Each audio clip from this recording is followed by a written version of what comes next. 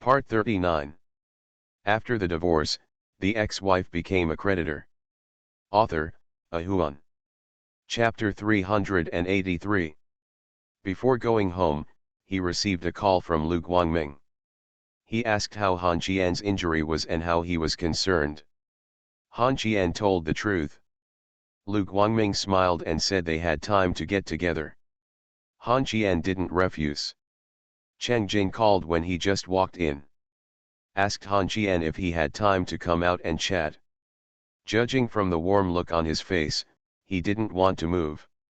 Han Qian also declined Cheng Jin's invitation, but made an appointment for tomorrow. As soon as Han Qian sat down, Nuan had already brought his pajamas over and spoke to Han Qian, who immediately replied. No kiss. Nuan was furious. I want to change your clothes. Who wants to kiss you? Xiao Han Qian, do you think your sister is willing to kiss you? Oh. Han Qian really couldn't take off his clothes by himself. It was okay to put on clothes. It was too difficult to take off clothes, and he was still in a suit. Han Qian stood in the living room like a piece of wood. When Nuan closed the curtains and helped Han Qian one by one, Qian took off his clothes and didn't stop until only his underwear was left. I have long been accustomed to Han Qian's warm state. After putting on pajamas, Nuan changed Han Qian's pajamas and found that his shoulder was bleeding again, and frowned. Cai Qinghu said he changed your medicine before noon, so why are you bleeding again? What did you do in the team in the afternoon? Han Qian glanced at the bandage on his shoulder and frowned. Didn't you do anything? I just played games all afternoon. Maybe I used this arm to move the mouse. Hey. Why are you going? Get the kitchen knife, you don't want this arm anyway. When Nuan came back, he brought 2 bowls of instant noodles. Han Qian sat on the sofa and sighed helplessly. How long are we going to eat instant noodles for? Nuan sat next to Han Qian and sighed as well. When did your arm heal? Or when did the nursery rhyme have time to talk to me? We don't need to eat. Now you can't cook and you don't want to eat takeout, Han Qian, how about we go back to our hometown? Han Qian looked at the instant noodles in front of him. He really didn't want to eat it, but his stomach was still unsatisfactory. He closed his eyes and sighed. I can't go back for the time being. The matter in your hospital hasn't been resolved yet. Lu Guangming and Cheng Jin are still looking for me. Why does it take another month? Give me a taste of what you have. Chant. We are both the same. Stop being curious. I don't have more guts than you. Brother Qian, I'm so annoyed.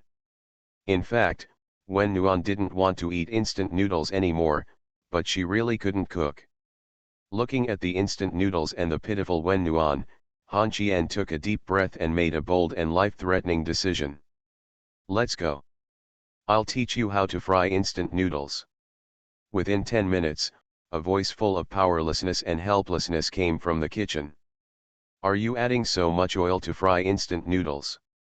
Put a little soy sauce, you are light soy sauce, wrong, this is dark soy sauce, ugh, just use it, put some oyster sauce, wrong, it's warm and you can't tell the difference between sugar and salt, just forget it. Can't you tell the difference between oyster sauce and vinegar? Then that hand is still, why are you keeping it? I'll save it for slapping you in the mouth. Why are you so verbose? I've already finished it. It's fine as long as it's not poisonous. It's annoying, so why should I use it? Put in some rapeseed, This is baby cabbage, and the washed rapeseed over there is rapeseed. I won't do it. Nuan rushed out of the kitchen angrily, took off his apron and threw it on the ground. He flopped down on the imperial concubine's couch and beat the pillow with his fists. Han Qian, who had turned off the induction cooker, stood at the door of the kitchen and looked at Wen Wenwen, who was venting his anger, and said weakly. I used to think that you didn't like the smell of cooking fumes, but now I understand. There is no such thing as cooking in your life. What should I do now? Nuan lay on the sofa and said in a muffled voice. I should be able to lose weight if I'm hungry. I feel nervous when you stand next to me. It's annoying, annoying, annoying. Han Qian, you are the most annoying. Then let me teach you how to make dumplings. It's easy. Han Qian retreated and took the next best step. When Nuan sat up and looked at Han Qian angrily and said angrily. You must have done it on purpose. Have you forgotten what Dad said about me? Dad said that my hands are not as flexible as my feet. Wow, I am not alive anymore. If Wen Nuan hadn't mentioned this, Han Qian would have forgotten about it. When his parents came over that time, they were still living in Wen Wen's mansion. Both parents and their 2 children had dinner together. Qian's mother came back first with Wen Wen. At home, Old Man Wen and Old Man changed places and continued drinking. Wen Nuan was hungry in the middle of the night. He took her mother-in-law's hand and said coquettishly that she wanted to eat dumplings. There happened to be some meat at home. Han Qian got up in the middle of the night and minced meat and noodles. His mother made dumplings. Wen Wen saw that rolling out the dumpling wrappers was easy, so she just joined them. Come and help. It happened that the old man came back from drinking at this moment, walked into the kitchen and watched Nuan holding a rolling pin in both hands, rolling out dumpling skins that were 3 round and 4 to 5 flat, and they were still stuck together. At that time, the old man said with a smile. Daughter, why are your hands dumber than your feet? Wen Wen was so embarrassed that he lowered his head and stepped on Han Qian's feet. The old man was punished by his mother and came over to roll out dumpling wrappers. When he saw the dumpling wrappers made by his drunken father-in-law, they were rounder than the drawings. Wen Wen shut himself up and whispered to boil water. And then she discovered that she couldn't even use a gas stove. Recalling this, Han Qian couldn't help but laugh. He sat next to Wen Nuan and lightly slapped the girl's butt, smiling. Then why don't you study quickly and show your skills to the old man when you return to your hometown and let him look at you with admiration? Wen Nuan twisted his body irritably and said helplessly. What are you showing off? Dad still doesn't know how much I weigh. I've given up on treatment. You don't need to save me. Just let me live a carefree life like a waste and a rice insect. Why? Han Qian patted Wen Nuan's waist again, stood up, and walked into the kitchen.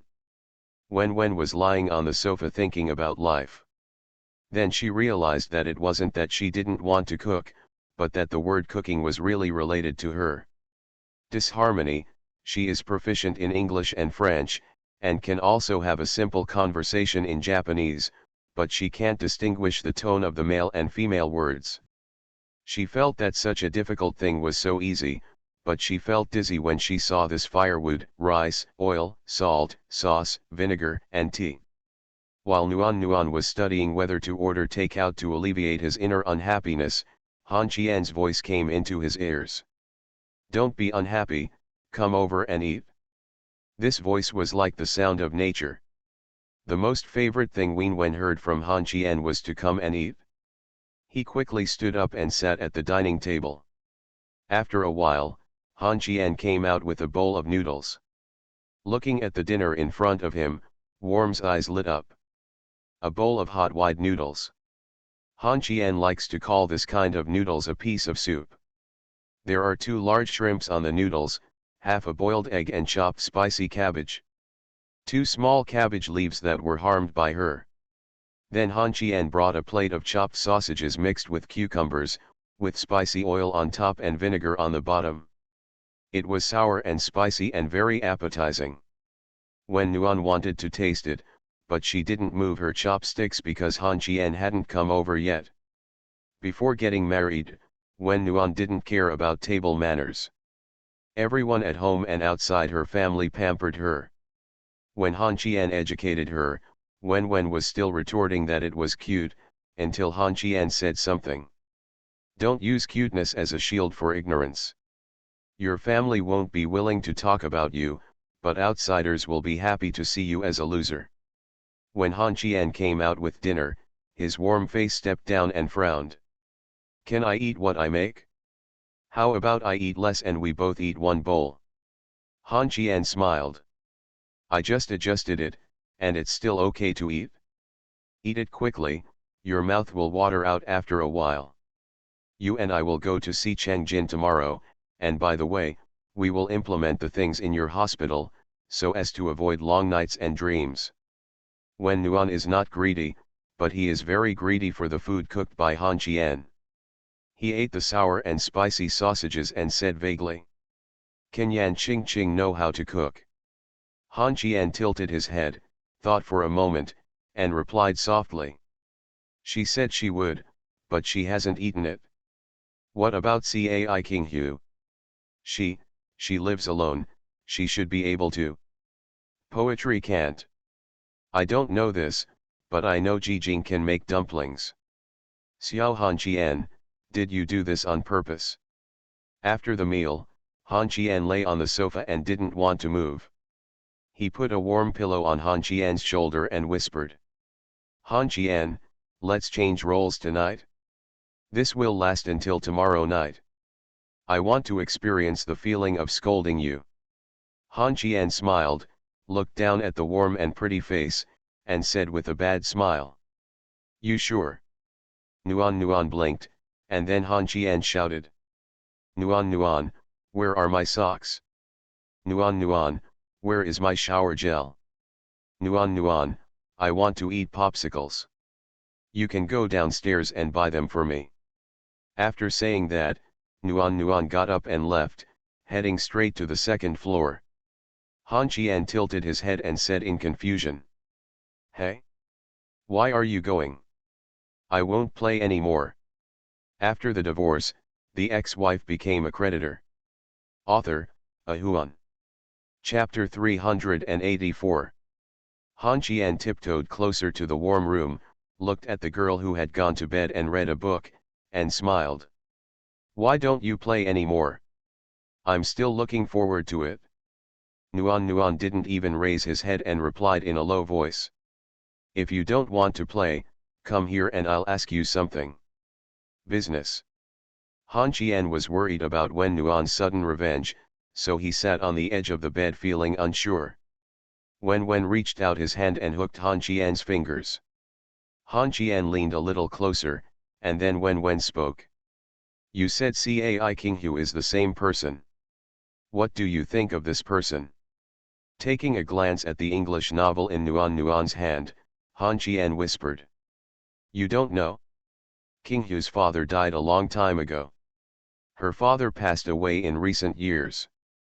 I haven't heard her mention her mother, and I haven't asked her about her in detail. Why are you still curious about this matter? It's okay to ask. You can go to bed. I want to read a book, so don't come and disturb me. Okay. This reaction made Nuan a little uncomfortable, and he frowned as he grabbed Han Qian who was about to run away. Why do you feel like you are relieved and can't wait to be separated from me? I won't study anymore. My sister will put you to sleep. I'm not sleepy. I'll go downstairs and watch TV. No, you don't want to watch, you need to rest. I haven't taken a shower yet, how about you help me take a shower? Wen Nuan let go of Han Qian and waved his hand to get out. It is impossible to help with bathing in this life, even if he is married, and even more impossible after having a child. In short, it is impossible. Taking a bath is just a talk. Sit down while scrolling through his phone on the sofa, Han Qian always felt that Wi-Fi was really magical. With just such a small box, he could access the internet. Clicking on the scarf, Han Qian backed out within a few minutes. What kind of monsters are all here? An anti-narcotics police officer died on duty, and a celebrity was imprisoned for taking drugs. As a result, there was a saying that if he died, he would be dead. What his brother lost was his future. Or an ancient poet copied the lyrics of a modern song. Words show diplomas, and ignorance means less talk. There is nothing wrong with what he said. Putting down his phone, Han Qian thought of Gu Dapao. This guy is indeed an out-and-out scumbag. Even if he takes drugs himself, he actually injects drugs into the hostages. I really don't know what this guy is doing. Someone who can get out of jail. Is it the work of that guy Feng's Haida again? A bit suspicious. After wiping his feet, Han Qian took off his shirt and walked to the balcony. The refraction of the glass allowed him to clearly see his shoulders and the healed bullet hole. He smiled bitterly and lit a cigarette. When he opened the window, the phone on the table rang. Han Qian walked to the coffee table and picked up the phone. He looked at the unfamiliar number on it. Han Qian didn't answer it. He waited until the ringing ended and picked up another phone to dial. Not surprisingly, the number was empty, and then the number came back. Han Qian pressed the connect button and said in a deep voice, "I'm injured, so I can't fight you to the death. I know, I originally thought of using your number to tease the people at the Yamen gate, but I lost the idea after you changed your mobile phone. The night view in the city is not that good, so remember to put on a shirt next time." The hairs on his body stood up instantly. Han Qian turned around and rushed to the balcony window to look around carefully and whispered angrily, "Are you supervising me? See if you are still alive, Han Qian, have you forgotten something? If I remind you this time, the next time you will, bang, the glass on the second floor of your house is not bulletproof, right?" Han Qian turned around and ran, rushed to the second floor and opened the door of Wen Nuan's room. He rudely closed the curtains regardless of Wen Nuan's doubtful eyes, but he chose to stand outside the curtains and said in a low voice, "What's the matter?" "Toad's mother and child support. Toad asked you to be a tool to send money, and what I told Toad is that you go and check in every month to see how the old mother's health is, and I didn't ask you to give it. The money will be used as a hands-off shopkeeper." It turned out to be this. Han Qian sighed softly and whispered, "I ignored it. I will pass it tomorrow. Is there any way you can make Toad's mother a 5-guarantee household? It's difficult. And I don't want to get involved in your affairs, like this. You promise me one thing, you do it, and I do it, kill Go de Peo." "Who? Did you really mess with this bastard? Did I provoke it? When he saw me, he asked me where you were. Feng Lun, if you curse me, I'll beat up all the men, women, and children in your old Feng family, from those in their 80s to those who just learned to walk. Do you believe it or not? Go de Peo and I have never met. Why is he looking for me? I can kill him when he is out of the market, but I can't kill him if he is not out. This is obviously someone paying Go de Peo to get you. He is looking for me as a cover. I know. Who do you suspect? Wei Tiancheng. I'm doubtful, so I won't tell you any more. Kui Li asked me to play cards. Bye. In an apartment I came over, 2 mobile phones were placed side by side on the table. There was only an old man in the room who was buried from the neck down. The old man shakily put away the mobile phone and threw it into the trash can. Han Qian put down his phone, wondering. Could it be that it's not Wei Tiancheng? Can this grandson still bear it? Is it really Lin Mend? Han Qian's head was in a mess. The most important thing was that now Feng Lun could know his every move, which made Han Qian very scared. Han Qian? Han Qian? Husband. Wen Nuan called Han Qian 3 times in a row, but there was no response. Then she got out of bed, turned off the light, turned on her phone, and searched for light all over the room. She found nothing. Nuan Wen was also a little panicked. She heard Feng Lun's name and seeing Han Qian walking around the room without taking the wound seriously. Wen Nuan became anxious, stood up, turned on the light, hugged Han Qian's waist and shouted, "Han Qian!" Han Qian calmed down, took a deep breath with his eyes closed, and whispered, "Go to my room to rest." You may have to meet Cheng Jin in advance. After saying that, Han Qian made a call to the city bureau. In the middle of the night, Li Jinhai and Cheng Jin came with the armed police. The armed police had real guns and live ammunition. At 11 o'clock in the middle of the night, Li Jinhai came and knocked on the door. When Nuan saw that it was his second uncle. When he got up, tears also fell down, and he whispered aggrievedly, "Second uncle." Li Jinhai was heartbroken when his little ancestor cried like this. He trotted forward to hold his precious niece in his arms and comforted her softly. Han Qian squatted at the door and looked at several computers and surveillance cameras on the ground. Damn it! He was tricked by Feng Lun, and he was frightened by so many things. Cheng Jin stood outside the corridor and scolded Zheng Jing. Han Qian got a little annoyed and raised his head and frowned. "Okay, stop acting and find out who installed this thing." Cheng Jin shook his head. "I contacted the landlord, who said that he had gone abroad a long time ago. No one has lived in this house for a long time." He was very angry when he heard that someone broke the door lock. "Han Qian, are you keeping this matter private? Tell my wife. First tell me why Feng Lun called you." "I persuaded Toad to surrender. I also agreed to one condition. I would visit his mother and newborn child every month. I forgot to go this month. Feng Lun called me to remind me. In fact, I also wanted to. After receiving his call, I looked for the hooker, old Cheng. I was living in panic. Stop talking nonsense and negotiate terms. My wife wants to open a hospital." Cheng Jin gritted his teeth and stared at Han Qian, snorted coldly and walked into Han Qian's home. "Now this equipment is going back to test fingerprints. Cheng Jin has already prepared a cell for Han Qian. It would be best not to have him. He hates this even more. Feng Lun, is this madman so willing to build momentum for Han Qian? Is there really no connection between these two people? There is involvement. But it is absolutely not true that the two people are colluding." Han Qian looked at the equipment on the ground, then raised his head and glanced at Zheng Jing, and asked softly, "You really don't know?" Zheng Jing was so frightened that he knelt on the ground with a thud. "Dad Han, I really don't know." You are listening to Novels at Bless Up channel. Wish you happiness and luck. Please subscribe to receive new novels. How do you feel about this novel? Please like and leave a comment. After the divorce, the ex-wife became a creditor. Author, Ahuan. Chapter 385.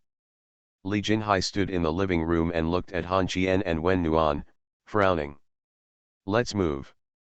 As a result, the two guys said something unusual in unison, and Li Jinhai looked at Wen Nuan in confusion. "Why don't you move?" Wen Nuan pointed at Han Qian, and Li Jinhai asked Han Qian again. Han Qian fiddled with his phone and laughed. "We can't move. After we moved, Go De Peo thought I was afraid of him. I'll put a notice on the door tomorrow saying I have to invite him. This guy's brain is not very easy to use. He's just a brute force." As he spoke, Han Qian became angry, threw his phone on the table and said angrily, "What I'm afraid of is Feng Lun. This guy will always take things by surprise. Let me tell you in advance, if Go De Peo dares to touch the people around me, I will regret letting him be released from prison." After saying this, Han Qian took out a knife from the drawer and threw it on the table. Then he looked at Cheng Jin and said coldly, "Mayor Cheng, our transaction is still going on. As I said just now, I have moved the people around me, and our transaction is over. I don't mind playing fish to the death. I am not afraid of pain, and I am not willing to risk my life. Feng Lun, I can work as a surveillance supervisor in the residential building opposite me. I don't need to explain whose negligence is this." Cheng Jin smoked Han Qian's cigarette, drank Han Qian's tea, and laughed and cursed. "You little bastard, Feng Lun bullied you once, and you came here to bully me once. What's wrong? Am I easy to bully? Come here, throw something. Han Qian stood up, took Worm's hand and went upstairs, whispering. I have a guest room at home. Remember to close the door for me when you leave. By the way, I have already told you about the person from the finance bureau. Lao Cheng, I have helped you again. I will not make anything public about what happened today. Han Qian, who was walking upstairs, suddenly turned back, tilted his head and looked at Cheng Jin, and said softly. What are you going to call me tonight? Tell me about Nuanuan Hospital. Come on, please sit down, old man. I'm going to make you a midnight snack. Let the brothers go back and have a rest. I'm asking you to run around for such a small thing at night. I'll give you some tomorrow, brothers. Come and go, second uncle, you can sit down too. It's warm and make tea. Don't leave. Don't even leave, I'll cook. It is absolutely correct to say that Han Qian is a despicable person who adapts to the situation. One minute he is not looking good to others, but the next minute he hears that he is working for his own family. He is as diligent as a grandson. He talked about cooking, but his feet didn't move. Cheng Jin looked at Li Jinhai and smiled. Can Director Li cook? Li Jinhai frowned and nodded, and then was dragged into the kitchen by Cheng Jin. This move made Han Qian uneasy and turned around and shouted. You two really want to stay here to eat? What time is it? In the kitchen, Li Jinhai also retorted in a low voice, saying that he wanted to go back to the bureau to deal with Feng Lun's surveillance. Cheng Jin skillfully prepared the materials and whispered. Why are you so anxious? The most you can do when you go back now is to write a report and make a record. If you stay here and chat with this little brat, you may gain something unexpected. I feel that Han Qian is still innocent. Li Jinhai stirred the egg liquid and said softly. He is only 25, which is not bad. Moreover, Han Qian was caught and married by my niece before he graduated. He has little social experience. I am quite satisfied. There is something I haven't asked you. Cai King Hu appeared in Han Qian. Are you paying attention to Qian? Cheng Jin, are you addicted to being a matchmaker? Is your dole married? The two old guys were really busy serving 4 dishes. Li Jinhai rummaged through the cabinets in the living room for wine, and finally found 2 bottles of beer in the refrigerator. He opened them and took a big sip, sighing. Mayor Cheng, drinking at my niece's house is not an obstruction of official duties, right? Now I have a headache when I hear the word Feng Lun. It relieves my fatigue. Give me a bottle too. If Han Qian is injured, don't drink it. Han Qian looked at the 2 old guys who didn't see each other at all, with unhappy eyes. Unfortunately, these 2 guys had no intention of paying attention to Han Qian. When Nuan was sitting on the sofa watching TV and eating fruit, and had no intention of serving it to the table. Slowly, the topic turned to the Warm Hospital. Cheng Jin agreed with the proposal, but the name should not be called Changxiang Hospital, but should be renamed the Municipal Second Hospital. It would not enjoy the Yamanmen establishment, but would be subject to the Yamanmen review. Especially in terms of medical expenses. Han Qian did not answer, but turned to look at Wen Nuan. He found that the girl was looking at the bears stupidly. Han Qian sighed helplessly, nodded slightly, and drank a bottle of beer. Cheng Jin was not satisfied. Called the permanent secretary downstairs to buy some. Han Qian frowned and complained. Are you two still getting drunk? Cheng Jin curled his lips and replied. I don't even have the chance to be invited to drink by others. Little bastard, please tell me what kind of hatred Go De Peo has against you? Besides, I heard that you and Lin Zonghong don't have a grudge. Why don't you go and join in when his father celebrates his birthday? What's the excitement? You want to drink some too soon? Han Qian nodded secretly. He really wanted to drink some. Nuan, who was watching the bears coming and going, suddenly spoke. He can't drink. Han Qian turned around and glared at Wen Nuan. You pretended you didn't hear me when we were talking about business. Now I want to drink some wine. Did you hear me? On purpose. Definitely intentional. Cheng Jin chuckled, leaned forward and whispered. Little bastard, what's the grudge between you and Go De Peo? I heard that Guan Yun Biao went to trouble him, but he got beaten up in return. Han Qian frowned and said softly. I didn't know this guy before, and I didn't find him at first. It was my little brother who heard that he was going to cause trouble for me. Then when he saw me, he asked me where Feng Lun was, and then said that I would rob him. He took his things and sat where he should be sitting. He and Cai King Hu had some grudges. Cheng Jin nodded and said. Yes, there is indeed a grudge, and it's not a small one. This guy Go De Peo was originally supposed to be sentenced to life imprisonment, or even the death penalty, but the law was incomplete at that time, and he had a good lawyer, so he was sentenced to 10 years in the end. King Hu's father became seriously ill because of this incident. You also knew about it later, but you forgot to mention that it was King Hu's father who caught him. Now Go De Peo seems to be hiding, worried that he will be caught by Tu Xiao. Han Qian nodded slightly, and then Cheng Jin said again. Han Qian, where do you think Feng Lun will appear? Abroad or domestic? Domestically. If he were abroad, he would call me from his domestic number. What if? I said what if, Go De Pao armed with a weapon poses a threat to my life. If I kill him, can it be self-defense for me? Cheng Jin glanced at Li Jinhai, who lowered his head and sighed. There has never been a clear definition of legitimate defense. It's hard to say. It's not something I can decide. If you encounter a cannon, call the police as soon as possible and let us handle it. Before Han Qian could speak, Wen Nuan was already standing behind him, gently pinched Han Qian's ears and said calmly. It's time for you to rest. Second uncle, please drink slowly with Mayor Cheng. He is injured, so he won't accompany you. There are bedding in the guest room on the first floor. After saying that, Nuan pulled Han Qian upstairs. At this time, Han Qian heard a knock on the door. The wine came and he left.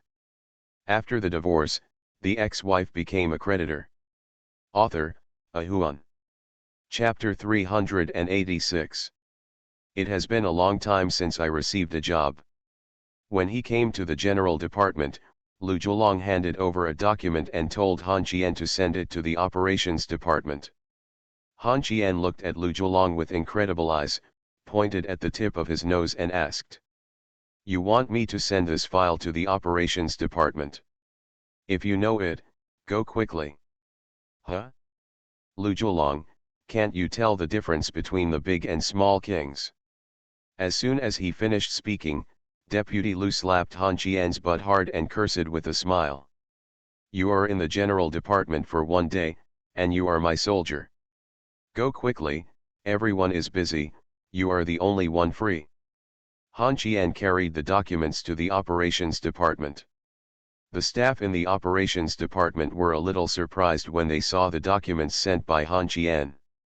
He had been in the company for 3 months.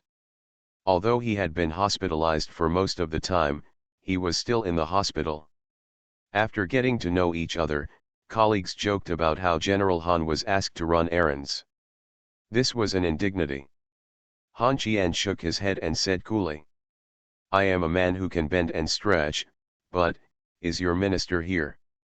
Yes, yes. Hearing that Ji Jing was there, Han Qian rushed to Ji Jing's office. He opened the door and saw that Ji Jing was busy. Han Qian pulled a chair and sat next to Ji Jing and whispered. Aunt Ji, take a break and talk to me.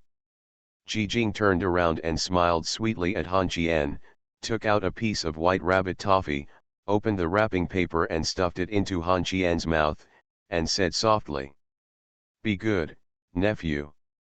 I have a few documents in my hand that need to be processed. You can play by yourself for a while and I will buy you something delicious at noon.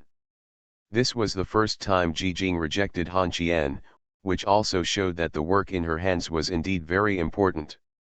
She swallowed the toffee without waiting for Han Qian to speak. Ji Jing gave Han Qian another one.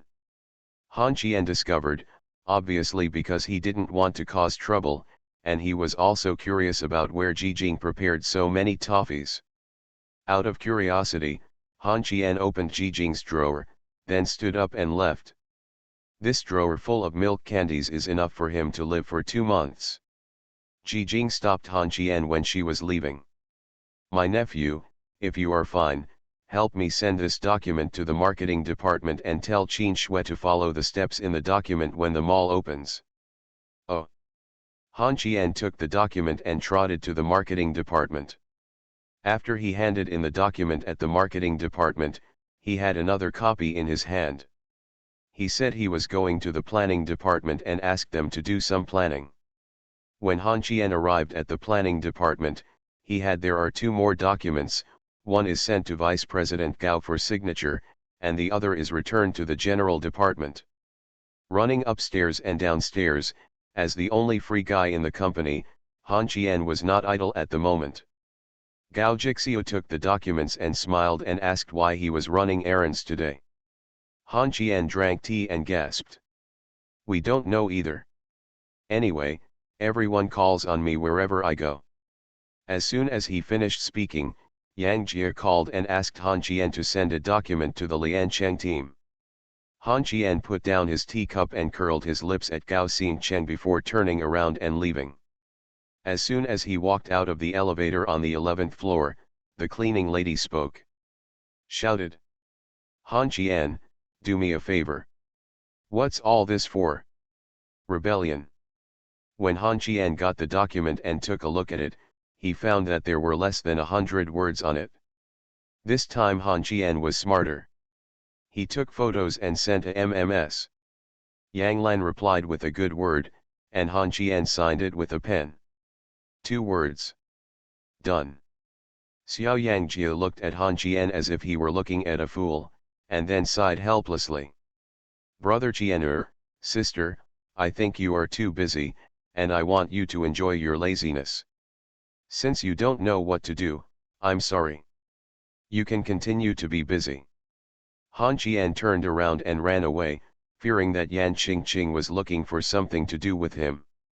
When he returned to the general department, he just walked through the door when Lu Zhuolong spoke again.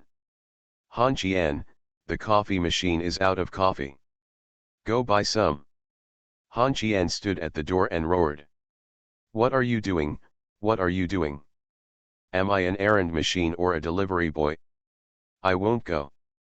Li Zhuolong was not angry and said calmly. Then you send this document to Mr. Yan. I'm going to buy coffee, what do you need to bring? It's okay not to ask. After asking, Han Qian felt like he couldn't get it back. He went downstairs in despair and walked to the front door dejectedly. As soon as he reached the doorsteps, he saw Lu Shenga coming with 2 new assistants. Han Qian stepped aside and grinned. Good morning, Mr. Lu. He kept talking, and Han Qian saluted him, which made Lu Shenga confused. He motioned for his assistant to go upstairs first, then frowned at Han Qian and asked. Why are you so crazy so early in the morning? Are you showing off Yates, who instigated my rebellion? Han Qian chuckled. Hey! The matter of your assistant Yates has nothing to do with me. You kicked her out of the car yourself. Why do you blame me? This little girl may have woken up and found her way back. When will you start your third journey? Attack. Lu Shenga looked at the sky and sighed, shaking his head gently. It's the end of the year, and I have a lot of things to do. I don't have time to talk to you for the time being. I was very angry at the time when you took away Li Dehai's shares. Later, I thought about it, and it didn't hurt me at all. You have many enemies now, and you will definitely have to go to Jianling. Muddy water. If you have too many lice, they won't bite you. But I still have to thank you. I haven't had time to talk to you recently. Let's be honest. Next time, the one who plays yin will play yang. I'm going to give you a woman. Ranagatenji, you have gone too far. Actually, I want to join forces with you to swallow Linmend. Is Han Mad Dog interested in biting? Excuse me, I'm going to buy coffee. Now the two of them didn't say anything serious when they met. Han Qian couldn't believe Lu Shenge's words. Even if Han Qian promised not to go through this muddy water, Lu Shenge wouldn't believe it. Lu Shenge looked at Han Qian's back, sneered and laughed at himself. I was defeated by this dog. Han Qian smoked and sighed softly. Whether this great eunuch's next step is yin or yang, can he be yang? After busy buying coffee and bringing snacks to his colleagues, Han Qian just sat down and wiped his sweat when little Yang Jia, wearing jeans and high heels, ran over and shouted to Han Qian. Brother Qian, Mr. Yan is looking for you. What a sin! When Han Qian stood up, he felt his legs were trembling. It had been all morning and he had just sat down for a minute. I dragged my tired body to Yan Qingqing's office. As soon as I sat on the sofa, Yan Qingqing's documents were thrown over. Since you agreed, just contact me about this matter and save your worries. Han Qian raised his head and said confused. What? What did I promise? Yan Qingqing frowned. I didn't ask Yang Jia to read the documents to you. I asked you to go to Liancheng Group to discuss with Yang Lan about finding an endorsement. Chang Xiang has no objection to this matter. I have also met with Wen Nuan and I am planning to hire a spokesperson. Help us promote Honor's Furniture Mall and the properties we are planning to develop. Han Qian tilted his head and said. What? Yan Qingqing got angry and raised her foot to stomp Han Qian's crotch. Han Qian spread his legs and grabbed Yan Qingqing's ankle with one hand, frowning. What did I promise? I didn't even read the document, so I took a photo and sent it to Sister Yang. Yan Qingqing frowned. You didn't read? Didn't you see what you signed? Anyway, I showed you the document and you signed it. If you break the contract, I will deduct 1 year's salary from you. Yan Qingqing put down her feet and picked up the documents on the table.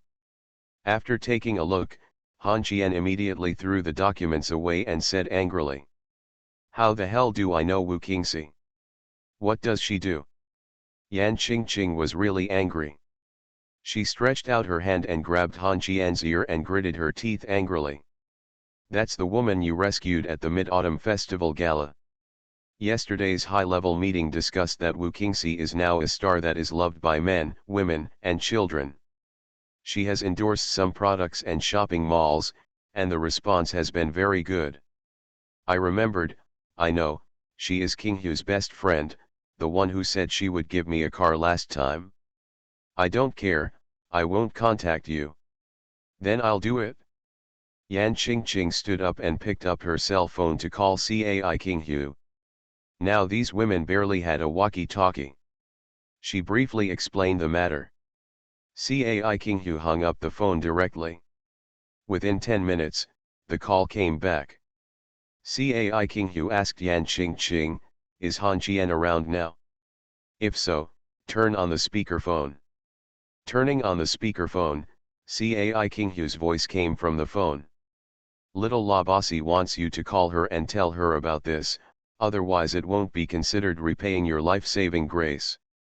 Besides, she said she won't like you, so don't worry. Han Qian slapped the table and became furious. Bah! I don't like her yet. Tell her whether love will come or not. She could hear it. We were on video, but she couldn't say it. Yan Qingqing hung up the phone, took off her high heels and charged towards Han Qian, her eyes scarlet, and she gritted her teeth and roared. Han Qian, I will fight with you. After the divorce, the ex-wife became a creditor. Author, Ahuan. Chapter 387. Is it so difficult for you to contact Wu Qingxi? Please be happy and contact me or not. Yan Qingqing pressed Han Qian's head on the sofa and stood behind her and shouted angrily. Han Qian would rather die than surrender and said angrily, "Let go."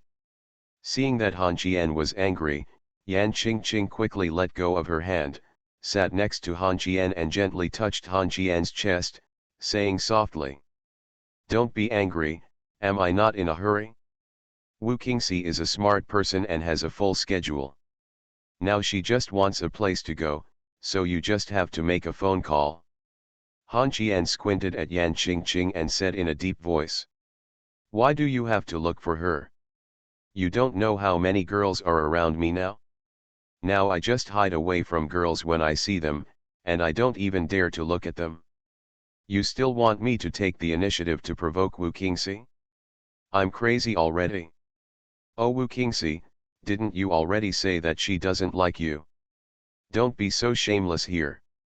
She is a star and has countless suitors from north to south. It's just a blind girl like me who is attracted by you. You were lied to, be good. Call me.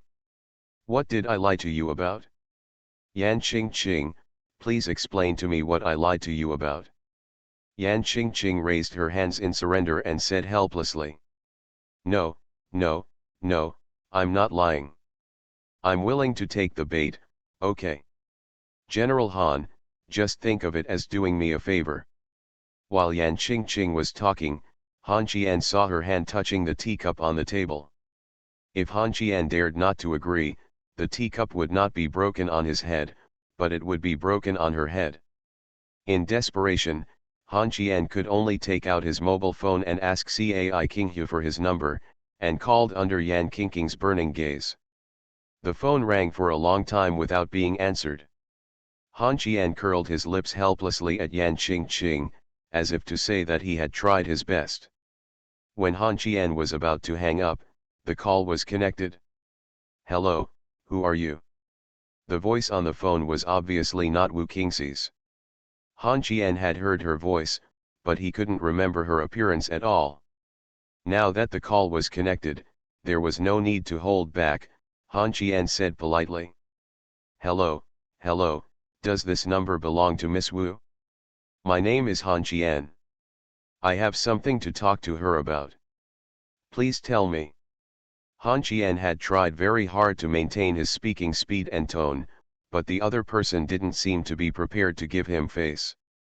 He said that Miss Wu didn't know you, and then hung up the phone. Han Qian tilted his head and looked at the phone. Yan Qingqing on the side was also confused.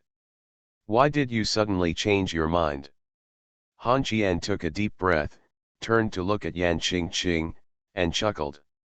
"I'm taking a shot." Yan Qingqing's eyes showed a bit of reluctance.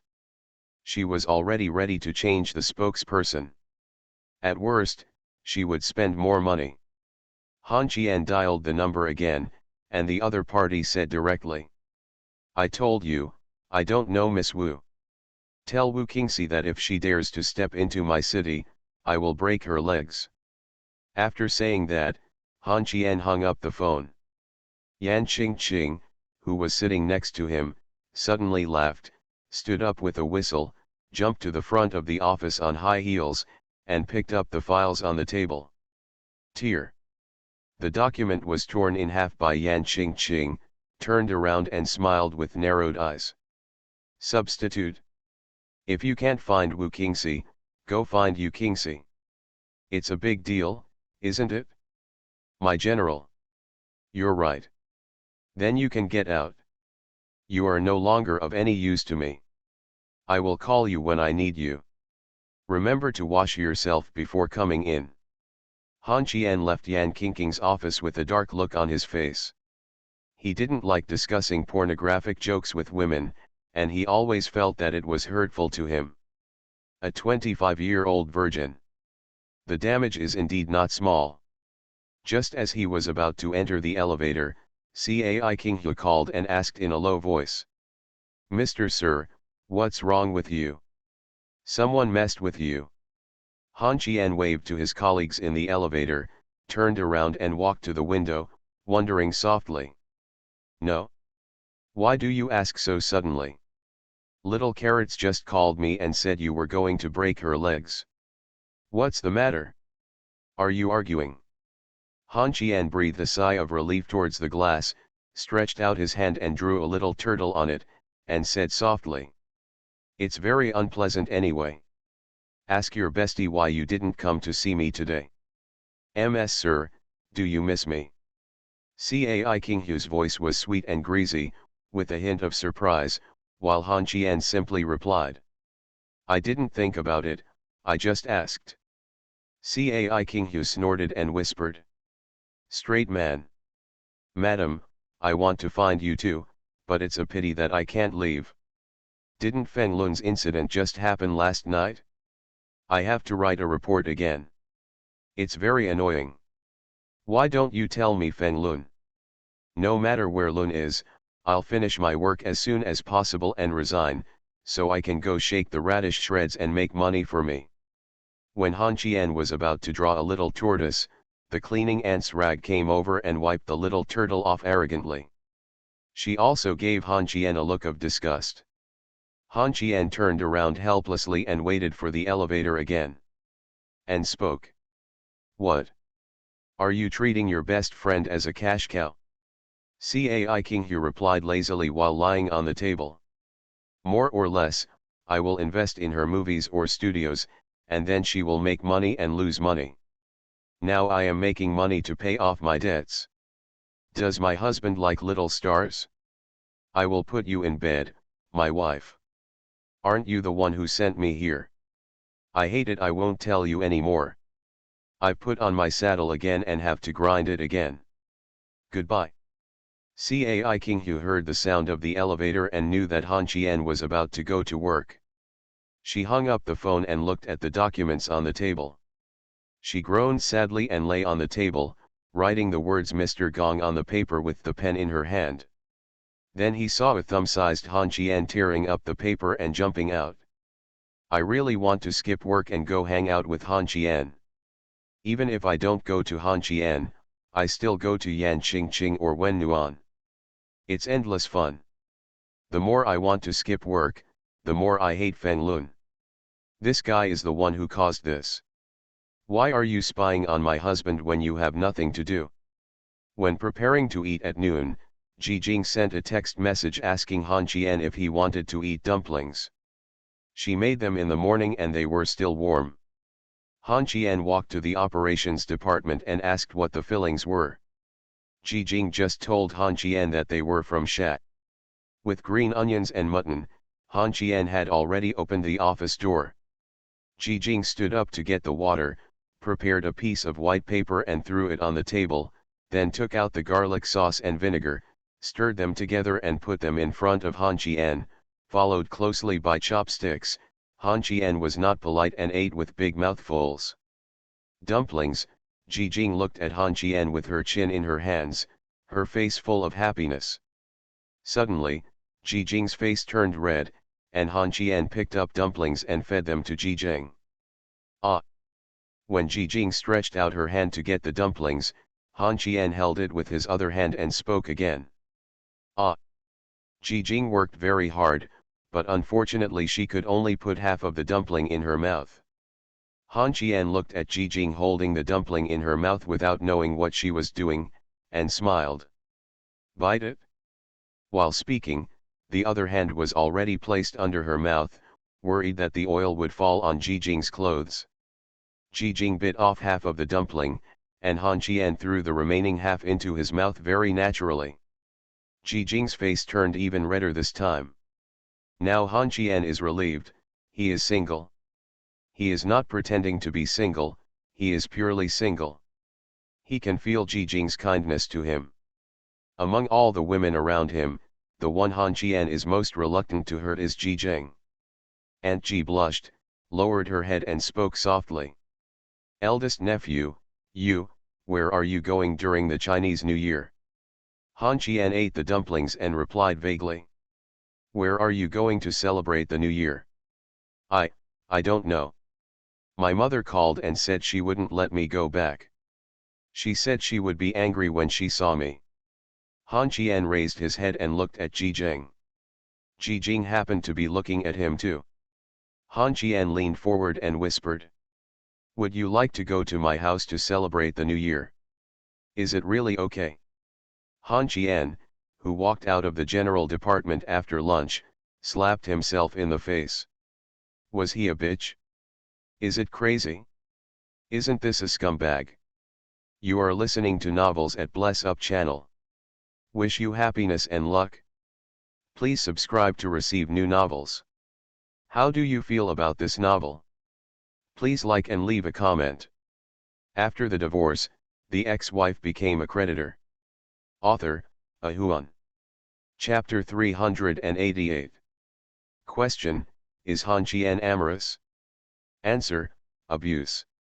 Of course, this answer is unacceptable to Han Qian. He doesn't think he is sentimental, but it is more difficult for him to speak clearly. The girls around him are more kind to him than he is to them. People don't ask for it. I've been kind to you in return, so why are you being pretentious? Anyway, Han Qian thought that what he did was wrong. If time came over again, he would do it again. Certainly. It was impossible to do it again. This fool had shouted turn back time at the gate of the community a long time ago, but he didn't even get a single response. Life is hard. Staggering downstairs, hanging by one arm, everyone was hiding. When Han Qian saw a cold lady in jeans, over-the-knee boots, and a small white suit, he smiled, stepped forward and stretched out his shirt. With his injured arm, Sister Gao Leng went to the left, so he went to the left and blocked the hall to prevent others from passing by. The aloof elder sister was too lazy to talk to Han Qian at first, but in the end she was helpless and stood in the hall and shouted. Come here, someone is teasing you here.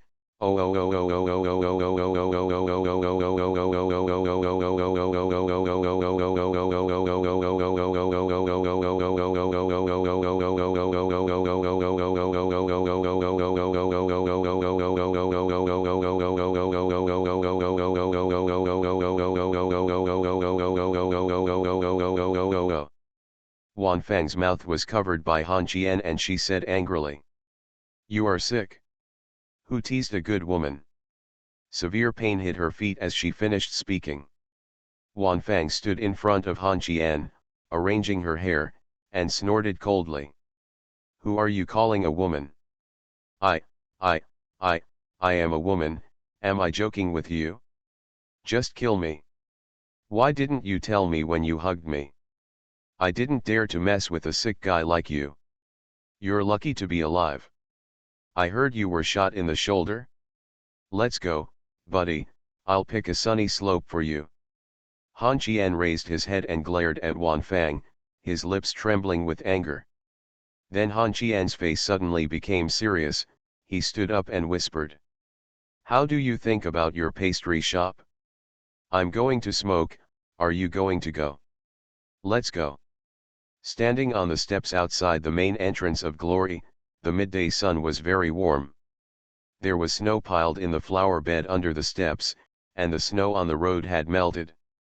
Han Qian took out a cigarette and handed it to Wan Fang. The latter shook his head and murmured softly. She said she could only smoke when no one was around, as she didn't want people to know she smoked. Han Qian curled his lips and cursed, and Wan Fang ran directly to the flower bed under the steps. Watching Wan Fang raise the snowball, Han Qian raised his hands in surrender, squatted on the steps and looked at Wan Fang with a smile. When I get better, I'll bury it in the snow for you. Are you going to stop opening the Western pastry shop? Wan Fang held the snowball and sighed softly. I gave up because when I was about to start, I realized that I didn't know where to start. Oh! Snapped. A very small snowball hit Han Qian's forehead. Han Qian wiped his forehead and was not angry. He had a good temper towards the people he considered his friends. Wan Fang squatted in front of Han Qian. Qian sighed and whispered. Han Qian, stop working so hard. Every time I see you, you are always injured. What do you want to live for? Just be happy and be safe. Han Qian turned his head and smiled. I want to, but I can't be happy if I don't work hard. I know a girl who got through it. She is very happy. Do you think you are happy now? Wanfang turned her head and lost her usual aloofness, grinning innocently. Unhappy? I feel like a puppet. If I didn't have you last time, I don't know what I would be like now. Some things will happen the second time if they happen the first time, but I can't help it. No education, no brains, no background, just this face, and a pair of long legs, ha ha ha ha. She smiled boldly, but it could be seen that Wanfang was not smiling happily. She was forcing a smile. Throwing away the cigarette butt in his hand, he talked to Wanfang's smooth forehead and stood up with a smile. Go and drive, I'll take you to meet two new friends. As for how far you can go, can you take the opportunity to see yourself, and do me a favor by the way, okay? Wanfang stood up, patted her chest, and said boldly. It is our duty to do so. Stupid. Sister, if you are willing, do you want to take care of it? Wanfang's car is nice, and the interior is different from what she sees every day at the company. The pink interior is very girly, and there are dolls stuffed under the glass at the back. Han Qian, who is sitting in the passenger seat, has an extra pink in his hand. Tender Peppa Pig. In Wanfang's words, Han Qian successfully took away the pig's first time. He was the only man who had served as the co-pilot of this car. Of course, Han Qian was not considered a man in her eyes. Regarding this unarguable fact, Han Qian was too lazy to waste words with her, looked at the car up and down, and said softly. Brother, are you still a bachelor? Wanfang replied disdainfully. I live alone and don't need a man. Don't tell me you want to take me on a blind date. Han Qian put down his chair and closed his eyes. I don't have the time to spare. I'll take a moment and call me when I get there. Do you really think of me as a driver? The car stopped in District 8. Han Qian and Wanfang walked into a bar owned by Tu Xiao. The boys who were busy preparing to open the bar bent down and called uncle when they saw Han Qian. The girls who had already come to work saw Han Qian. Very respectful too. Han Qian walked around the bar and randomly found a place to sit down.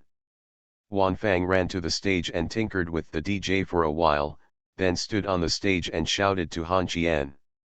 I just realized that you not only have a status in the company, but you are also a big brother here. I regret it. I wish I had boarded your pirate ship earlier. Han Qian sat on the sofa with his legs crossed and smiled. I'm not at the level of an elder brother, I'm at the level of a brother-in-law. Don't let others mess with you. When the time comes, I'll be here to be the atmosphere team. Wanfang looked unconcerned and smiled. I think I can. Who do you want to take me to meet? She's probably coming soon, you should know her. Wanfang jumped back to Han Qian, bent down and asked in confusion. I know him. Who is he? Wu Sigwan. I know that Li Dahai, the little maid who used to work for Li Dongsheng in the general department, is no longer a shareholder. I heard that he has gone abroad, but she didn't follow him. Han Qian didn't speak. Now this girl is no longer a little maid. Not long after, Guan Yunbiao also came and smiled at Han Qian. Brother Han, Miss Wu is here. Han Qian smiled and nodded, waved to Guan Yunbiao and smiled. Brother Guan, come and sit down quickly. Let me introduce you. This girl is my buddy, her name is Wanfang. Wanfang, this is. Guan Yunbiao stretched out his hand to Wanfang and chuckled softly. No need for introduction. I've seen it before and played here a few times. While he was talking, Wu Sijuan also came over and stood behind Han Qian, lying on the back of the sofa with his two forearms bent and smiling. I know Sister Wan from the Public Relations Department. Wanfang looked at Wu Sigwan, who was slightly borne behind Han Qian, and changed. There have been so many changes, not only in her dress, but also in her temperament. Now Wu Siquan is very temperamental, and her eyes have become very firm. This is definitely not pretending or having a backer behind her, but she succeeded. Wanfang smiled and nodded at Wu Siquan. Wu Siquan leaned forward again and spoke softly into Han Qian's ear. That Yates is outside, do you want to see her? Han Qian shook his head gently, stood up, stretched, and chuckled. I'm missing. You take her to talk to Sister Wan Wan. Sister Wan Wan wants to resign, but doesn't know what to do. You three sit down and talk. Sister Wan Wan is just like you and will be my friend. Wu Siquan nodded, took out his mobile phone and called Yates outside. When the young woman Yates walked in, Han Qian and Guan Yunbiao had already walked to the booth in the distance. Wu Siquan sat in the seat where Han Qian was just now, he handed the cigarette to Wanfang and laughed softly. I remember Sister Wan Wan is a smoker, right? Wanfang didn't answer and laughed softly. Stop doing.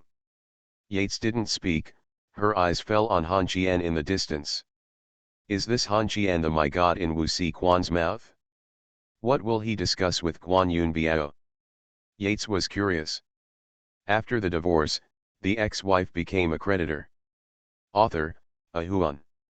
Chapter 389. Brother Guan, I'm so annoyed. What do you think I should do? Am I a bitch? Guan Yunbiao looked at the loveless Han Qian lying on the sofa and grinned. You are indeed a bitch. I think this girl Jijing is quite well behaved. She shouldn't have any problems, right? How about I go home with you to celebrate the new year? There are so many people. Han Qian stood up, shook his head, pointed at Guan Yunbiao's collar, then covered his head and said feebly. You wash this thing first. Now my parents suspect that I have done something wrong in the city. You can't do it just because you want to go back with me. Guan Yunbiao looked down at the tattoo on his chest and sighed softly. Hey, aren't you young and ignorant? I won't get this tattoo now. I'll get a tattoo of my son's photo. Wait. What do you think you're going to do if you take me back? You didn't do any good things in the city.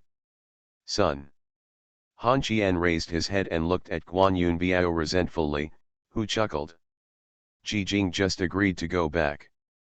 Doesn't that leave the Empress of the East Palace with nowhere to release her fighting power? Han Qian lowered his head and sighed. Cai Qinghu is also going back. Oh, you might as well take them all back. Han Qian glared at Guan Yunbiao, then stood up and said helplessly. Go out for a walk, I don't like this dark place very much.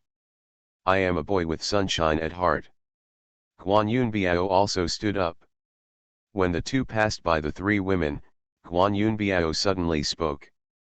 Boy. Brother Han, are you still a virgin? Puff. The three girls squirted at the same time and raised their heads to look at Han Qian. Wu Siquan's eyes were a little helpless, Wanfang's eyes gradually turned to ridicule, and Yates's eyes were in disbelief. Is Han Daxian a virgin? She seemed to have heard a big joke, and then seeing Han Qian's face, Yates couldn't help laughing. This is the difference between a young woman and a young girl. Han Qian glared at Guan Yunbiao and gritted his teeth. I won't play with you anymore. Send me to have fun. Damn it, virginity is embarrassing.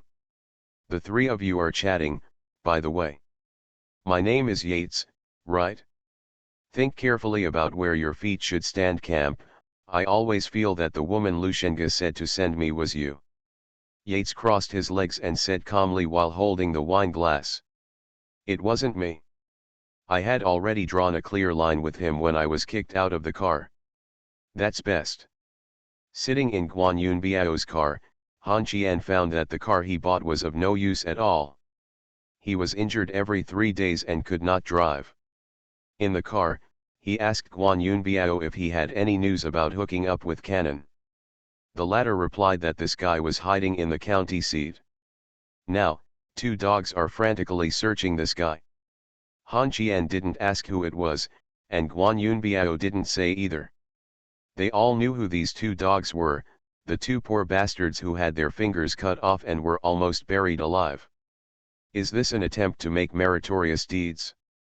On the way to Changxiang, Yan Qingqing called and asked Han Qian to go back now. The empress ordered that he had to go back. When Han Qian walked into Yan Qingqing's office, Empress Yasha rushed over and held the phone in her hand. Handed it to Han Qian. Han Qian looked at the dialed number, the black lines on his face fell, and he frowned. Why did you call her again? Didn't you say there was a replacement? Yan Qingqing handed the phone to Han Qian and said anxiously. Hurry up and take it, it's the call she called me back, let's.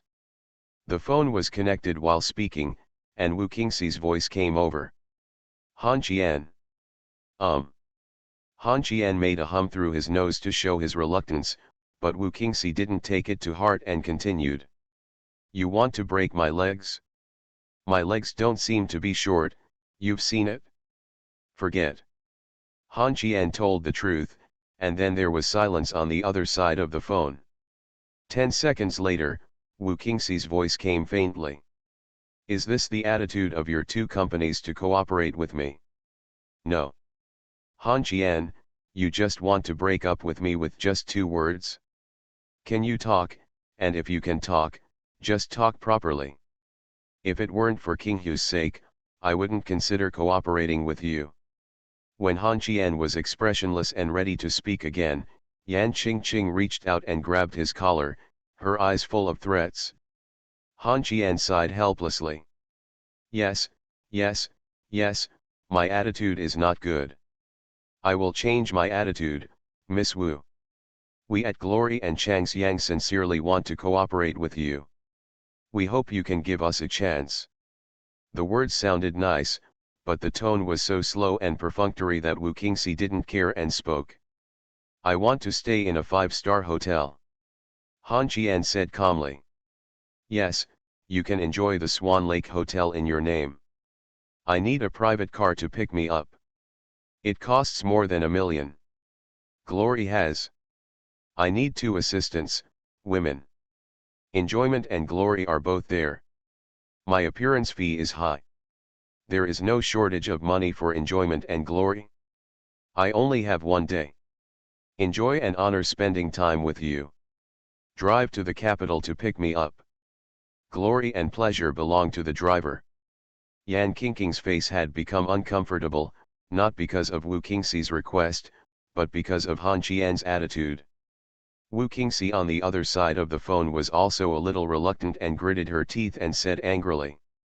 Han Qian, I only agreed to you because of your rescue and your relationship with King Hu. You will be honored every bite and enjoy every bite. Tell me what you have. Han Qian frowned and replied while holding the phone. You are not representing me, so why are you asking me what I do? I have 2 big slaps, do you want it? Han Qian. This time it was not Wu Qingxi who spoke, but Yan Qingqing. She gritted her teeth and glared at Han Qian, who sighed helplessly and continued on the phone. I can't give you a slap, and you don't want it? I don't have anything. I'll introduce you to a job and solve my job. It's that simple. If you don't have any objections, you can sign a contract and set a time. Wu Qingxi said. Yes. I have one more condition. When I arrive at Changxiang or Glory for work, you will accompany me the whole time. Do you want to come or not? Snapped. Han Qian hung up the phone again, threw it to Yan Qingqing, walked to the sofa and lay down on the sofa, closing his eyes and saying weakly. Mr. Yan, I'm very tired. Cheng Jin drank at my house until dawn last night. I'll take a nap first. Yan Qingqing was also a little helpless. She sighed and returned to her seat. She had a headache. It's no wonder that Han Qian was angry. This Wu Qingxi was too pretentious. Capital Hotel. Popular star Wu Qingxi sat on the bed and looked at the mobile phone in front of her, her mind filled with questions. Is this guy a man? Does he dislike her so much, the dream girl of thousands of men? The first call is about whether love is coming or not. The second call was to break her legs. The third call was even more direct.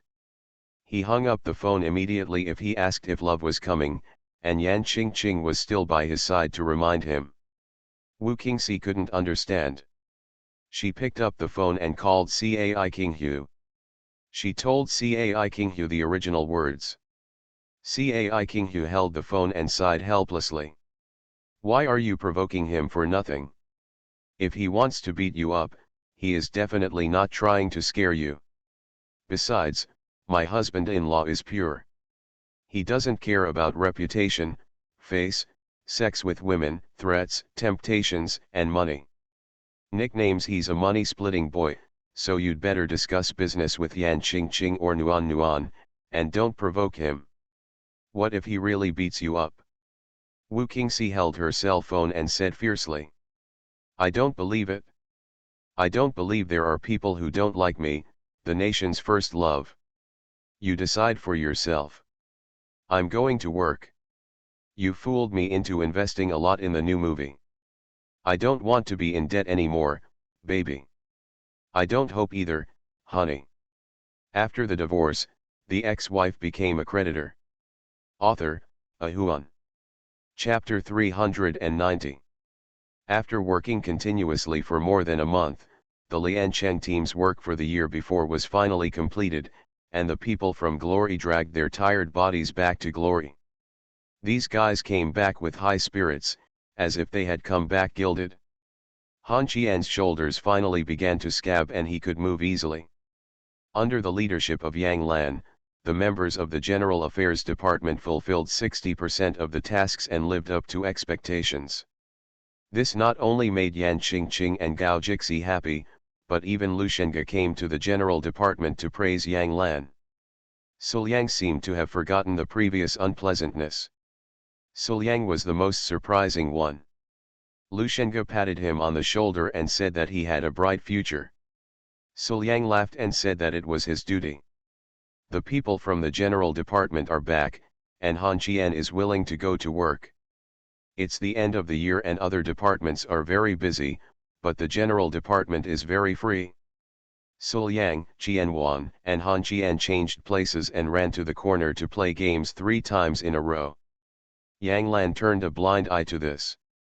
During these days of enjoyment, Qianwan could hold back. Suliang worked hard without skipping work. Now that he has nothing to do, he can just play for a while. Of course, these 3 people also have restrictions. They can play games, but they cannot make noise. As for the other members of the General Department, it is okay to be lazy when there is nothing to do. The members of the General Department shouted, "Long live Sister Yang!" The 3 moths got together to play a game.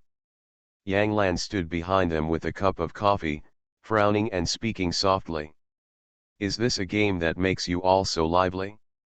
Han Qian, why are they holding knives in their hands, while you have a small wooden stick? Han Qian whispered angrily. You don't understand even after I tell you, why are you asking so many questions? Before he finished speaking, Yang Ian's hand had already grabbed Han Qian's ear. Yang Lan pulled Han Qian out of the corner and dragged him out of the office. In the corridor, Han Qian bent over and begged Sister Yang in a low voice to let her go. Yang Lan let go of Han Qian's ears and frowned. Did you buy something for Bai Bei again? Now she is clamoring to change her mother and live with her uncle. If you are willing, I have no objection. Han Qian lowered his head and whispered back. Yesterday I went shopping with Nuan Nuan and happened to take a fancy to a few sets of children's clothes. I went to meet Bai Bei to try them on and then bought them. I bought the clothes, but the meals and snacks were bought by Nuan Nuan. It has nothing to do with me. Ah! Yang Lan lifted her sneakers on Han Qian's butt again and said angrily. If it weren't for you, why would Nuan Nuan buy snacks for Xiao Bai Bei? You can't spoil her like this in the future, otherwise I will send her to your house. I can't control you.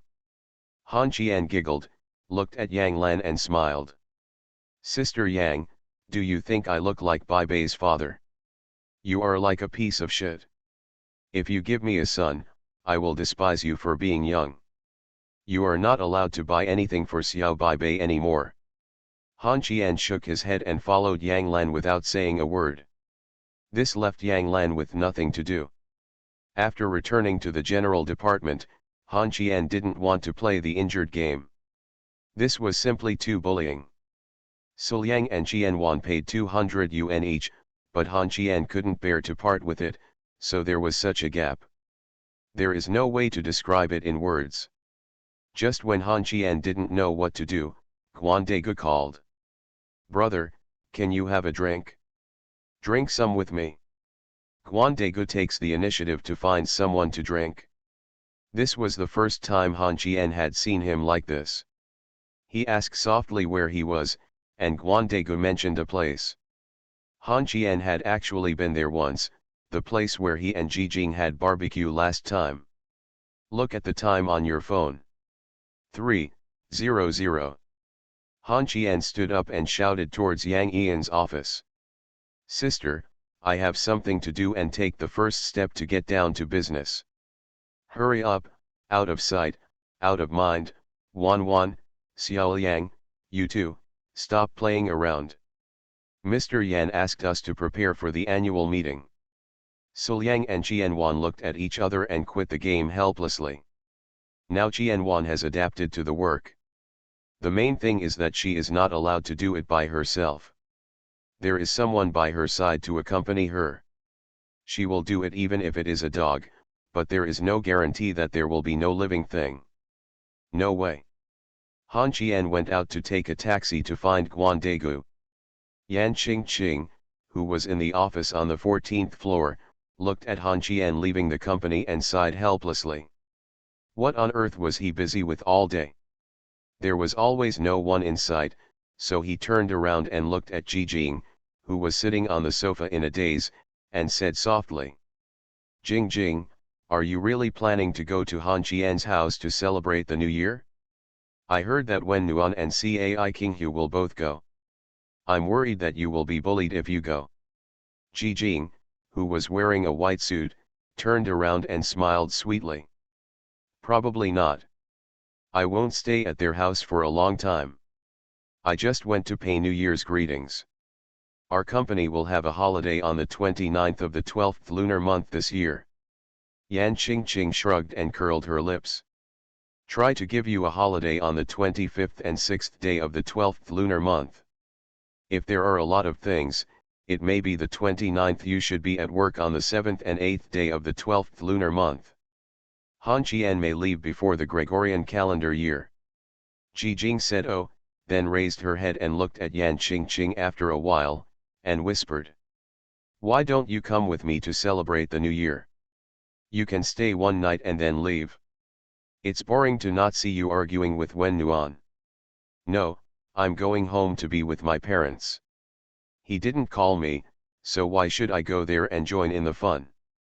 Yan Qingqing, who had just sat down, looked at the documents on the table and became more and more annoyed. She pushed all the documents to the ground and roared. It's so annoying, it's so annoying, it's so annoying. Dead. You invited Cai Qinghu and Ji Jing, why not invite me? Dai Han Qian. Your salary for this month is gone. Just do it as soon as you think of it. Yan Qingqing picked up the landline and called the finance department and said coldly. Find a reason to deduct Han Qian's salary. Maybe this is the legendary unparalleled disaster? Ji Jing stood up and picked up the documents on the ground, sorted them and put them on the table, lowering her head and whispering. Qingqing, will you blame me?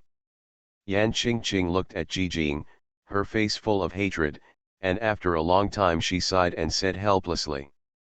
I don't blame you. I don't have time to blame you. In this battle, you are just a scumbag. My biggest enemy is Nuan Nuan. As for the others, I don't care about them. Damn it. I'm so annoying. Let's go. Let's go, skip work, Call Yang Lan, and go shopping, you are responsible for spending Han Jian's salary. Yan Qing, who has a sharp mouth and a heart of tofu.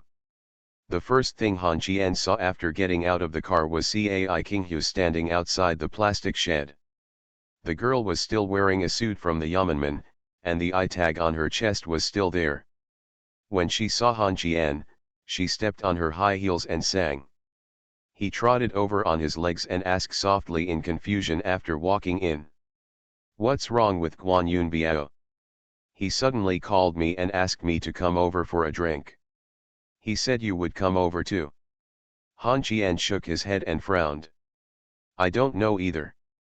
He just called and said he would come over for a drink. Didn't his mistress find a suitable cornea? You helped find it?" Cai Qinghu sighed and whispered. "We don't dare to say it, and we don't dare to ask it either. You are listening to Novels at Bless Up channel. Wish you happiness and luck. Please subscribe to receive new novels. How do you feel about this novel? Please like and leave a comment." After the divorce, the ex-wife became a creditor. Author, Ahuan. Chapter 391. The two walked into a simple roadside stall. Han Jian asked in a low voice when roadside stalls like Cai Qinghu would be replaced. The latter whispered that never, to be precise, not in this city. Han Jian could see it at a glance. We arrived at Guan Yun Biao, who was sitting inside. At this time, everyone has not gotten off work yet, so only Guan Yun Biao and these two guys who can skip work at any time can come here to drink. The two sat down, Guan Yun Biao poured wine, and each had a beer glass. The beer was freezing in the winter. Cai Qinghu took a big sip, put down the glass and whispered. "If you have any grudge against me, just tell me. My aunt is coming soon, and you still let me drink something cold." Upon hearing this, Guan Yun Biao quickly took Cai Qinghu's wine glass away, and then shouted to the proprietress. "Sister, bring me a pot of hot tea." Han Jian finished his meal in one gulp, put down the cup and burped. He picked up 2 pieces of meat with chopsticks and put them on Cai Qinghu's plate. Then he ate 1 piece himself. He felt a little bit uncomfortable after the cold beer. Comfortable, Han Jian chewed the meat and cursed with a smile. "Why did you suddenly ask me and Qinghu to come over for a drink? Shouldn't you be taking care of your mistress in the hospital?" At this time, hot tea was brought over. Guan Yun Biao poured a cup of hot tea for Cai Qinghu, waved his hand and said vaguely. "Gone." Han Jian and Wen Nuan tilted their heads and looked at Guan Yun Biao at the same time. Cai Qinghu frowned. "Didn't you feel fine yesterday?" Han Jian said immediately. "Changing the eyes will replace the person." Guan Yun Biao put down the teapot, frowned and looked at the two of them, wondering. "Are you too stupid? What I'm saying is that I don't have a mistress now. I don't want her anymore. Do you understand?" Han Jian became even more confused when she said this, and Cai Qinghu was almost the same. She frowned. "Although I don't agree with you keeping your mistress, and although the camps we are in are polarized, it does not affect our friendship. I want to ask, your mistress is very beautiful and has a good temperament, especially with that kind of piano skills, you can become a teacher. Why don't you just say no to this girl with a graceful temperament?" "No, I can't stand it anymore." Guan Yun Biao looked unconcerned. He took out a cigarette and lit it in his mouth. Cai Qinghu directly poured the wine that Han Jian had just filled into Guan Yun Biao's face. This sudden move made Han Jian slightly stunned. The boss of the stall and his wife, their faces also became a little frightened. They were worried that Guan Yun Biao would get angry. Surprisingly, Guan Yun Biao wasn't angry, and he didn't even show any reluctance. He threw away the cigarette in his hand and grinned at Cai Qinghu. "Xiahua, are we brothers? Shouldn't you support me?" Cai Qinghu said angrily. "Just because you and I have a good relationship, that's why I slandered you. You were busy begging me to find a suitable cornea for you across the country. The cornea I bought for 700,000 yuan cured the girl's disease. Are you sick if you say you don't want it now? Guan Yunbiao lowered his head and sneered. At this time, Han Qian lit a cigarette and handed it to him. He remembered what Guan Yunbiao said a long time ago. Guan Degu took the cigarette, took a sharp breath, and then raised his head to look at Cai Qinghu. You have also seen how she looks. She is beautiful, right? She has a good figure and a good temperament. She has been learning spoken English and piano these years. She told me that she must go to school when she can see the outside world in the future. University, and then travel all over the country to see the great rivers and mountains of the motherland, and then study abroad to fill in so many difficult gaps. As he spoke, Guan Yunbiao lowered his head. He cried. Han Qian closed his eyes and took a deep breath. Cai Qinghu tilted his head and looked confused. This girl was right. Go travel, study, and enrich yourself. What's wrong with that? Cai Qinghu frowned. You don't want to let her out. Guan Degu didn't answer. He raised his head and looked at Cai Qinghu, pointed at his face, and asked seriously. Xiaohu, what do you think my brother looks like? It doesn't look good. Cai Qinghu told the truth. When she said this, she also understood Guan Yunbiao's thoughts. She took the beer and opened the bottle cap and took a sip. If Han Qian hadn't stretched out his hand to stop her, she would have blown the bottle away. Guan Yunbiao took a puff of cigarette and laughed at himself. It's not that I'm unattractive, but I'm very unattractive. I have a wretched appearance, a sly eyebrow, yellow teeth from smoking for more than 10 years, a careless attitude, tattoos and scars on my body. I haven't been to school, I can't read a word, know a serious profession, a social gangster. As soon as he finished speaking, Guan Yunbiao grabbed the wine glass on the table, threw it to the ground, and roared at Cai Qinghu. I'm not humming worthy of him. Xiaohu. Do you know? I, Guan Yunbiao, am not humming worthy of Lunaire. She has ideals, ambitions, and pursuits. I only have a humming knife and a family. He was scolded with the nicknames Guango, Han Qian, Xiaohu. What's the point of liking Lunaire? I'm not worthy of him. The older man in his 30s was crying like a child. He was crying with his head raised. Tears ran down his cheeks and dripped down his chin. Han Qian didn't know how to persuade him or what to say. Don't try to persuade someone to be good until you have tasted their suffering. Neither he nor Cai Qinghu had ever experienced this kind of thing. They didn't know how to speak. If it happened to them, neither of them might have the courage to shut down Yunbiao. When Han Qian went to get the wine glass, he found that the wine glass was missing and turned to look Cai Qinghu. This bitch is so sentimental and virtuous. Han Qian sighed and said softly. Don't say that Lunaire hasn't seen you yet.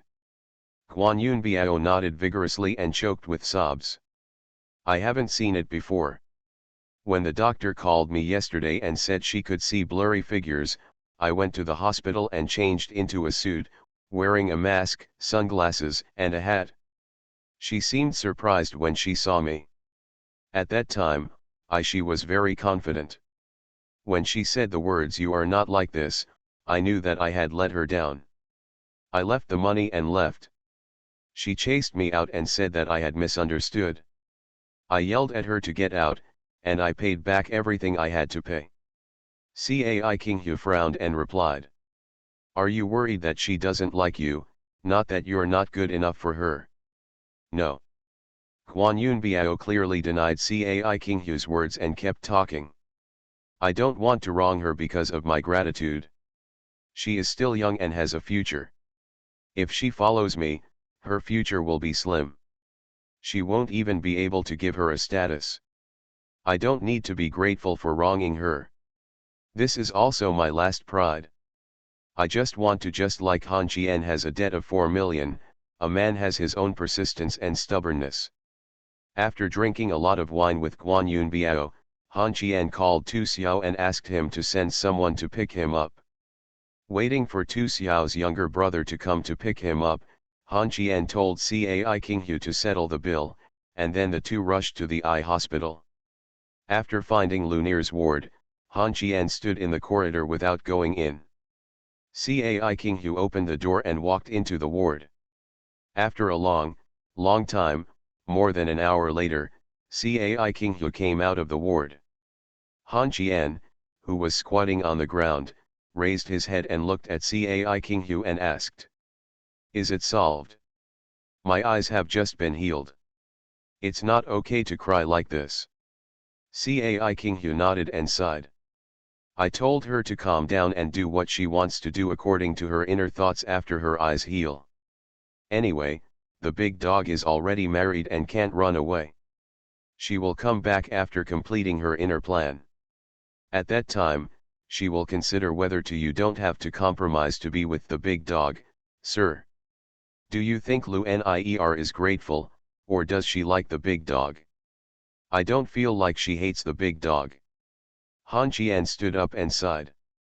Guan Yun Biao misunderstood. Lunier is a smart girl. She has been with Big Dog for so many years without being taken advantage of or threatened. She has already accepted Big Dog in her heart. And you think about it, after all these years, can she not figure out the outline of the big dog? Does she know what he does? Just because the big dog doesn't tell her, doesn't mean the nanny doesn't ask. If her parents don't tell her, the big dog shouldn't be deliberately groomed. Hey! There are sutras that are difficult to recite at home.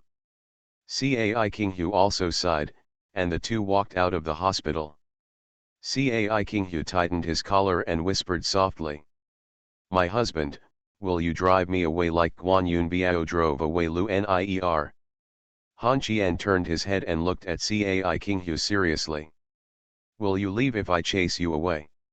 Cai Qinghu noticed the eagerness in this guy's eyes and was immediately furious. "Delusion. Don't ever think about driving me away in this life. My husband, you actually want to drive me away? No. You can't handle this. Let's get out of bed." Han Chien gently knocked off Cai Qinghu's hand and said shyly, "Don't make trouble. She's still injured, by the way. I'll be going back to my hometown in half a month. When will you come?" Cai Qinghu held his chin and whispered, "It may be a little late, but it's not too late. You go home. I'll sort out the work in hand and hand it over. Then I'll go visit little Carrot. I'll go find you then. Remember to prepare a room for me. I want to sleep with you. Stop dreaming. How can a little monster like you spy on my brother's body? When I wake up, I will correct the typos." After the divorce, the ex-wife became a creditor. Author, Ahuan. Chapter 392. As the end of the year approaches, Nuan is very busy. She is preparing for the end of the year meeting. After this meeting, she will be ready to hand over the matters in hand to Lao Wen. She will sneak away for vacation early. I have never had a good rest after working at Changxiang for so many years, and Nuan is looking forward to this annual vacation. Yu's poetry is helping to warm up. The two girls were busy and tired, looking forward to the holiday. It was the 7th time that Yu Shisai entered the warm office again. She picked up a warm cup of water and gasped. "We have begun to try to implement the hospital's planning and operation model, but the operations department seems to be unsatisfactory and not too concerned about this matter. My dear Miss Nuan, please let me take a break, take a break." Nuan held his chin with his hands, looked at Yu Shisai, and whispered, "Shisai, I will leave these things to you after I leave the company. This year's holiday is scheduled for New Year's Eve. I will send you a seat then, so you can go find me." Puff. Yu Shisai looked at Nuan in astonishment and spoke word by word. You want me to go to Han Jian's house? Are you not sick? Nuan replied heartlessly. Let's go. Your family is not in China. Do you want to go abroad during the Chinese New Year? I will call you to discuss this matter. Have you prepared year-end bonuses and red envelopes for employees? Yu Shisai nodded and replied seriously. The finance department has given a rough figure, about 3 million. Does it need to be reduced? Nuan waved his hand and sighed. What did the president say? No reply yet. First give it to the staff in the departments I manage. Ignore the president's side for now. Give a little more to the managers of each department. Then you prepare gifts for each shareholder. You represent me. I understand. 3 people who know the hospital very well will come over in the afternoon. I heard they are friends from Cai King Hu. Yu Shisai got up and left the office. Looking at the hospital plan in her hand, Nuan felt uncertain. On the other side, Yan Qingqing and Ji Jing are preparing for the Glory annual meeting. The hotel is set in Guancanghai, their own hotel. To put it bluntly, this annual meeting is to distribute money to employees, report work to the leaders, and make a year-end summary. Yan Qingqing has been calling the shots for the past few years, and Yan Qingqing also has some headaches. She is just a part-time worker every year and just wants to complete the work. Now that she has become a shareholder of Glory, she also has some headaches. Yan Qingqing sighed, picked up the documents on the table, and said softly. Go downstairs to find Gao Xiuxi. Now Han Jian and Gao Qingqing are very close, and Yan Qingqing doesn't want to make the relationship too tense with him, so she doesn't give him a chance every year. Now that he has become a shareholder, and he is also the vice president, he must give him some face no matter what. Yan Qingqing was not used to suddenly becoming a shareholder, and Gao Jingxin was not used to it either. He found that the only difference between being a shareholder and a vice president was that he made more money, and nothing else seemed to have changed. Was he deceived by Han Jian? When he was confused and entangled, the secretary came to report that Mr. Yan was here. Yan Qingqing walked into the office, Gao Xingxing stood up to greet her. Yan Qingqing smiled. Director Gao, if you are not busy, could you please discuss the annual meeting? Gao Xingxing smiled with his signature smile. Mr. Yan, it's better to call me Vice President Gao. I'm not used to it when I suddenly become a director. As he spoke, he waved to his secretary to prepare tea. After Yan Qingqing sat down, Gao Xingchen said. Mr. Yan doesn't always make the decision on this annual meeting every year. Why do you suddenly come to ask me today? Yan Qingqing was a little ashamed and whispered. I suddenly became a shareholder, and I'm not used to it. I don't know how to prepare for this year's meeting, hey. Yan Qingqing sighed, and Gao Xingchen closed his eyes and sighed similarly. Why? Then they both raised their heads at the same time and said in unison. Look for Han Jian. It's a pity that Han Jian refused them. At this moment, Han Jian really didn't have time to talk about their annual meeting. He was caught by a phone call from Jianling in the early morning and asked for questioning. Jianling seemed to have disappeared since the last party. Han Jian really didn't dare not go when he was suddenly summoned. Lying on the sofa at Jianling's house, she and Jianwan were arguing without a word. Jianwan wanted to play games with Han Jian. With Suliang and Li Li, the 4 of them could form a small team. Jianwan was grand. He said that she would come alone to recharge and have fun together. Han Jian curled his lips and refused to play, claiming that games were a waste of time. Jianwan loudly reported to Jianling that Han Jian was playing games at work. Jianling looked at the 2 children and smiled helplessly. You 2 started arguing since early in the morning. Are you tired? You 2 will study the game later. Han Jian, let me show you something. The folder was thrown into Han Jian's arms. He quickly sat up and glanced at Jianling suspiciously. Then he opened the file bag. When he saw the photos inside, Han Qian was stunned.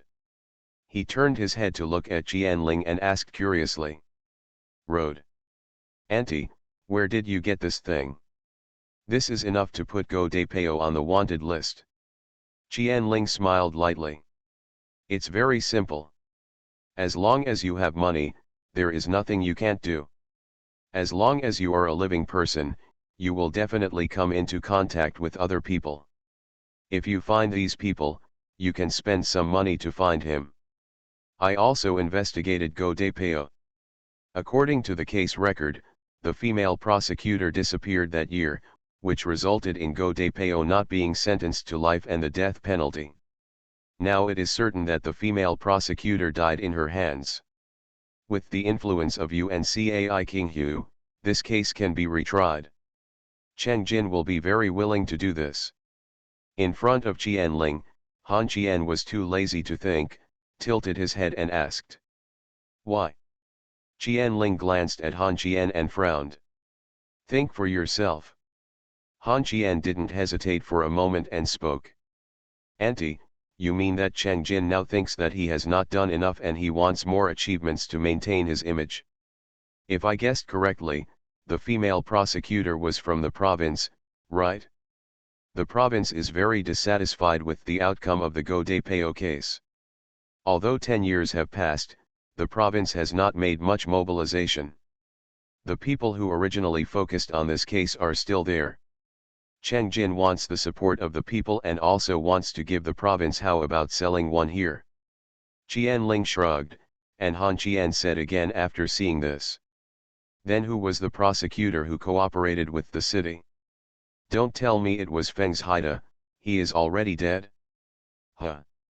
It means that Feng's Haida used to engage in favoritism and cheated to save Go De Peo, but now Feng's Haida is dead. Wait a minute, Aunt. I organized the language, I thought about it, but I can't speak it." Qian Wan, who was playing games on the side, sighed when he heard this, closed his laptop and looked at Han Qian helplessly. "That is to say, Feng's Haida's death may have something to do with Go De Peo.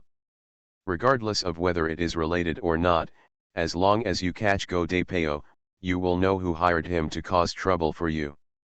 Why do you worry so much? As long as you can catch Go De Peo.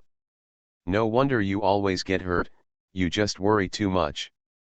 Han Qian turned around and glared at Jian Wan, then Jianling smiled.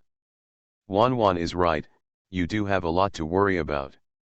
As soon as he finished speaking, Han Qian's cell phone rang, and Nuan sent a text message.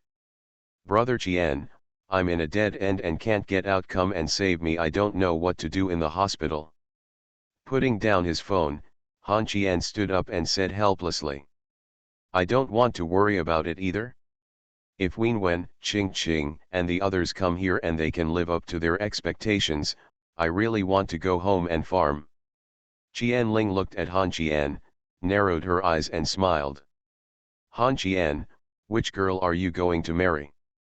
I heard that you gave Ching 8% of the shares as a breakup fee, but Ching didn't break up. What's wrong? Are you in love?"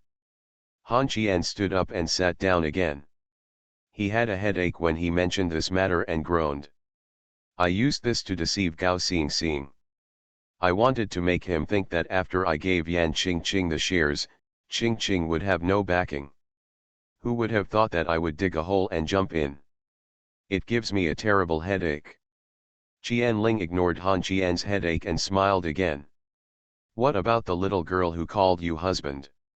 That little girl was very domineering that night at the party. She held a pistol to Guda Pao's head. Cai King Hu." Han Qian collapsed on the sofa and groaned.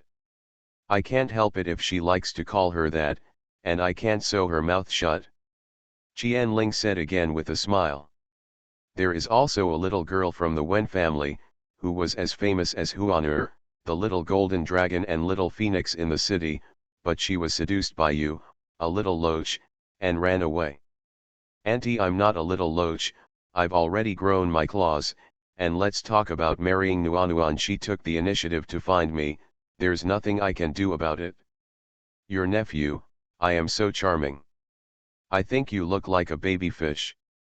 If you have anything to do, go get busy and get out. As you command.